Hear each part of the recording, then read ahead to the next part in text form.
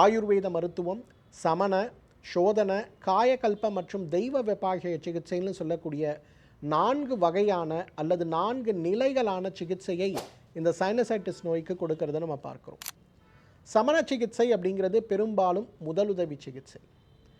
இந்த முதலுதவி சிகிச்சையை நாம் எடுத்துக்கொள்ளும் போது, உதாரணத்திற்கு ஸ்ரீ ஸ்வாஸ் சிறப்புன்னு சொல்லக்கூடிய சிறப்பும், சினெட் மாத்திரைகள், ரினிட் மாத்திரைகள்னு சொல்லக்கூடிய மாத்திரைகளையும் நாம் எடுத்துக்கொள்ளும் போது முதலுதவி மருந்தாக அந்த நோய்த்தன்மை குறைவதை நம்ம பார்க்க முடியும்.